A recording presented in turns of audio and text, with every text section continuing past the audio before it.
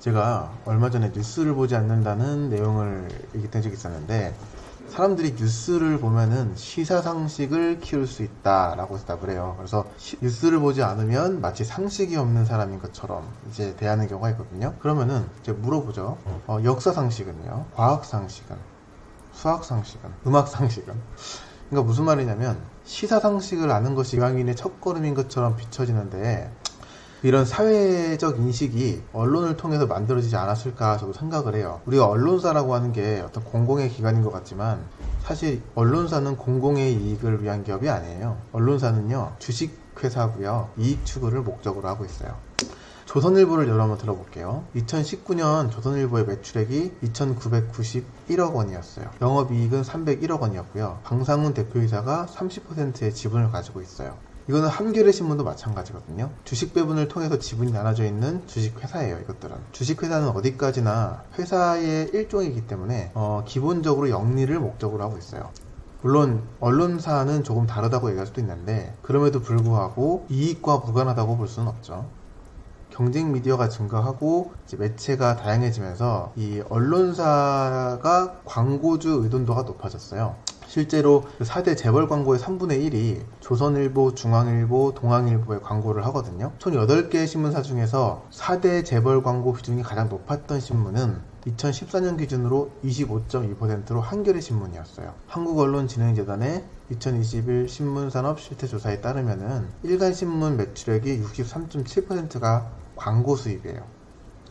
이 우리가 흔히 알고 있는 구독료는 15.7%밖에 안 돼요. 실제 언론의 주요 고객이 대중이 아니라 기업이란 뜻이에요. 이 매체의 다양성이 생겨가면서 이 기업은 광고를 실을 선택지가 늘어났거든요. 이 말은 뭐냐? 주요 매출이었던 광고 소득을 뺏기지 않기 위해서 언론 기업들이 공정성에 굉장히 큰 위협을 받는다는 거예요. 이 뉴스랑 신문은 정해진 지면이랑 방송 시간이 존재하죠. 그리고 데드라인도 존재해요. 그래서 이 발제나 취재, 마감 같은 거를 반복하면서 쫓기듯이 작성하거든요, 기사를. 이런 기사들은 당연히 신뢰도가 떨어지죠. 그러면 우리가 한낱 블로그 같은 경우에도 협찬이나 지원금에 대한 유혹을 벗어나기가 힘들어요. 이거를 주요 매출로 담당하고 있는 언론 회사가 이 언론 윤리로 얼마나 이걸 절제할 수 있을까, 이거 생각해보면은 사실 미지수라고 봐야죠.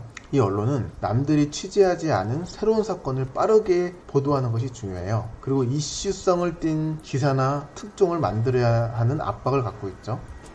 이런 거에 대해서는 사안에 대해서 깊은 자문을 하기도 힘들고 토론이 있기도 힘들죠. 이거 구조적인 문제예요. 현장 취재하는 기자보다 이 데스크의 의견이 훨씬 더 크게 작용을 하고요. 이 선후배 관계도 존재해가지고 구조적인 문제가 발생하기도 쉽고 해결하는 것도 쉽지가 않아요.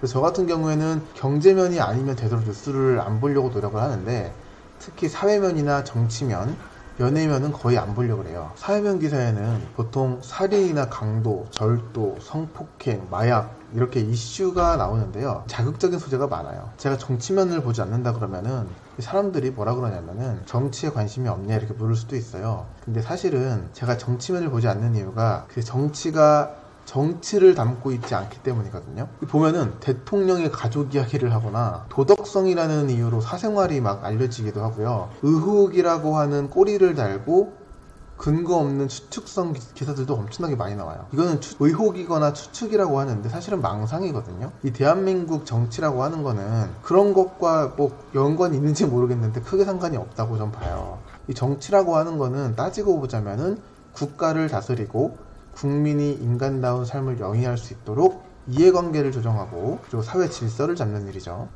근데 이런 의혹성 기사들이 아예 나오면 안 된다 이런 걸 얘기하는 게 아니에요. 분명하게 의혹이 있으면 문제 제기도 하고 잘못이 있으면 해명도 하고 서로 견제도 할 수 있게끔 이런 역할은 분명 필요하거든요. 근데 이 정도가 지나치다는 게 문제죠. 이 정치의 본질이 사라져 버렸어요. 이런 기사를 내가 왜 읽어야 하지? 이런 생각이 들 때가 가끔씩 있거든요. 이 연예인에 대한 기사도 마찬가지예요. 좋은 기사는 잘 이슈가 안 돼요. 그 예전에 제가 그 싱가포르로 수출을 했던 적이 있었는데 한 공중파 기자님께 해당 정보를 제공하기 위해서 연락했던 적이 있어요. 그때 기자님이 그 자료를 취합해서 일단 보내주세요 라고 말씀하시고 뭐라 그러셨냐면은 아시잖아요. 좋은 기사는 좋은 기사보다 안 좋은 기사가 더 좋은 기사라는 거 라고 말씀하셨거든요. 웃고 넘어갔어요 그때. 근데 짧은 대화 내용이었는데 곱씹어 보면 좀 아이러니하죠. 안 좋은 기사가 좋은 기사다. 우리가 객관적으로 믿었던 통계나 그래프도 전혀 객관적이지도 않아요. 자, 제가 세 가지 그 기사에 대한 헤드라인을 한번 보여드릴게요. 자, A부터 보자면 충격, 한국 언론 자유지수 아프리카 가나보다 낮아. 자, 그 다음 거 보면 특종, 한국 언론 자유지수 아시아에서 당당한 1위. 자, 그 다음 단독, 한국 언론 자유지수 2단계나 상승. 여기서 A랑 B랑 C는 전부 다 사실이거든요. 한국 언론 자유지수가 세계 41위예요. 이거는 2단계 상승한 게 맞고요. 아시아 1위이기도 해요. 그리고 아프리카 가나보다 낮은 편이에요. 근데 여기다가 우리 헤드라인을 어떻게 쓰냐면 충격, 특종, 단독 이렇게 하는 자극적인 단어를 사용하고요. 사람들의 시선을 주목시킬 수 있을 법한 그런 키워드를 뽑아내요. 그 인간의 신념이랑 실제 사실이 일치하지 않을 때 우리는 왜곡된 것을 맞다고 가정하는 현상을 겪거든요. 이것을 인지부조화 현상이라고 그래요. 어떤 정보가 사실인지 판단하기 전에 자신이 사실로 믿고 싶은 정보를 취합하는 경우가 많아요. 무엇을 보고 싶은지 정답을 정해놓고 보기에 내가 지지하는 정당이나 정치인의 모습은 모두 다 옳고 반대편의 어떤 것은 모두 다 악이다 이렇게 생각하고 믿어버려요. 뉴스 기사도 모두 그렇다고 볼 수는 없는데요. 도를 넘어서는 경우도 적지 않아요. 제가 신문을 읽지 않는 여러 가지 이유 중에 하나이기도 한데 어렸을 때 어떤 기사를 본 적이 있냐면 기독교를 믿는 국가일수록 1인당 GDP가 높다 이런 내용이 있었고요. 또 하나는 소득이 적을수록 소득 대비 식대 비중이 높다 이런 기사가 있었어요. 이거는 중국어를 사용하는 국가 신생아 수가 극도로 높다 이런 거랑 비슷한 거예요 사실은. 그러니까 허무맹랑한 소리죠. 참고로 2018년도에 중국에서 한 해 1,500만 명이 태어났거든요. 중국어를 사용하는 신생아 수가 극도로 높다는 것은 사실이에요. 그렇다고 해서 우리가 출산율을 높이기 위해서 중국어를 공부할 필요는 없잖아요. 중요한 이슈나 정보는 굳이 찾지 않아도 알게 돼요. 신문은 대중을 상대하기 때문에 언제나 중심을 지켜야 되는 게 맞는데 이제 그럼에도 불구하고 어떤 유혹에 굉장히 취약하고 왜곡이 생겨나기도 하죠. 이 글 쓴 사람이 어떤 의도를 갖고 있느냐에 따라서 같은 글이고 같은 사실임에도 불구하고 다르게 전달될 수도 있어요. 지금 제가 띄워놓은 여기 사진 보시면 가계소득 증가율이 나아지고 있습니다 라고 하는 글인데요. 이거 좀 많이 유명할 거예요. 이 보시면 아시겠지만 자, 이 구간이 2.8이거든요.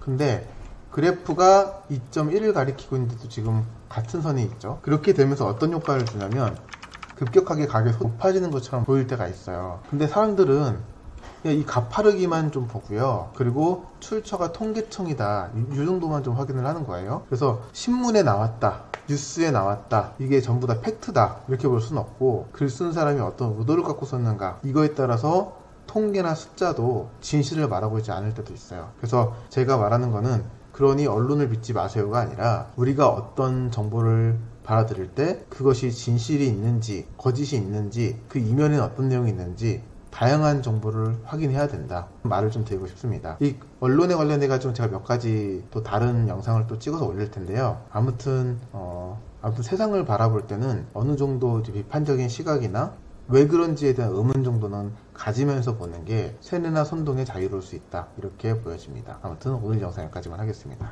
감사합니다.